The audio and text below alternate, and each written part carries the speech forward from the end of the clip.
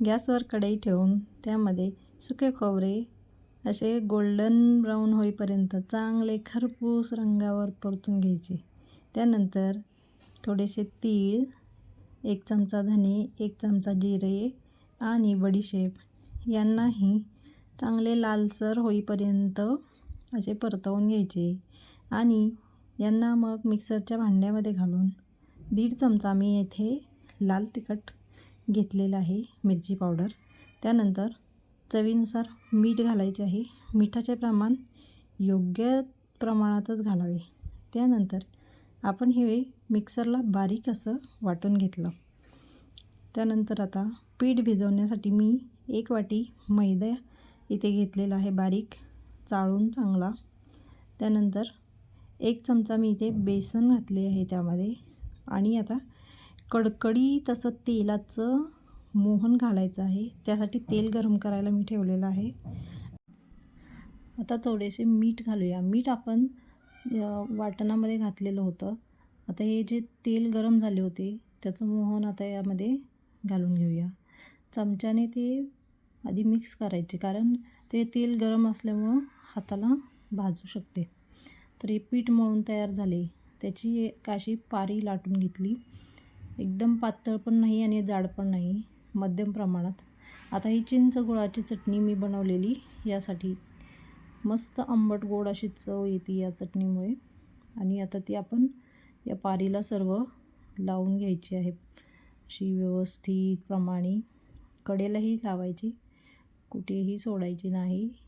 सगळीकडे ही चिंच गुळाची चटणी आपण अशी लावून घेऊयात, जेणेकरून आपण सारण ज्यावेळेस भरतो ते सारण यातून निघणार नाही. आता ही चटणी जी आपण तयार केलं होतं वाटण, तीळ वगैरे घालून मिक्सरमधून काढून घेतलेलं, ते आता याच्यावर टाकूयात.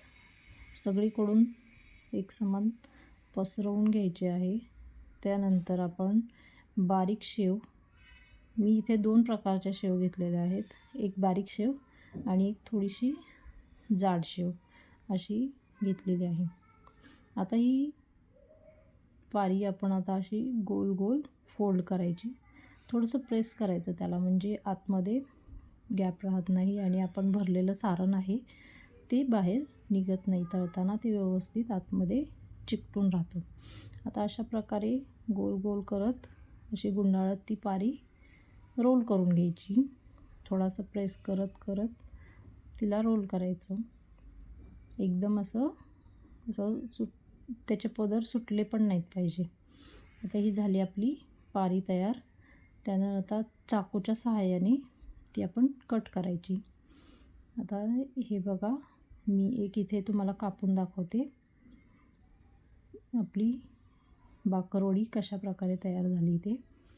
आता हे बघा, इथे मी एक कट केली, ती पहा कशी दिसते. मस्त अशी एक लेअर सुटला आहे माझ्याकडून आता, पण काही हरकत नाही, थोडंसं प्रेस केलं की ते होऊन जातं.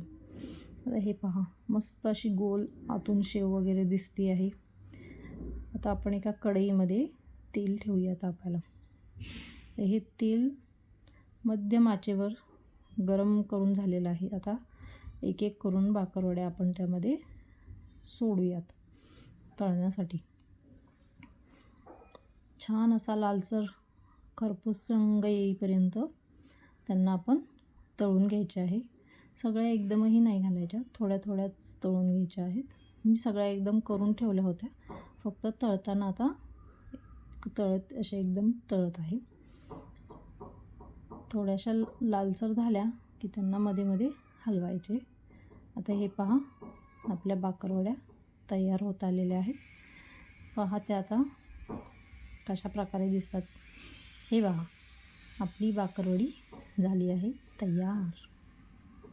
खुसखुशीत आणि खमंग खरपूस अशी बाकरवडी थंड झाल्यानंतरच खावी, कारण कोणताही पदार्थ गरम खाण्यापेक्षा थंड झाल्यानंतर खाल्ला तरच त्याची चव समजते.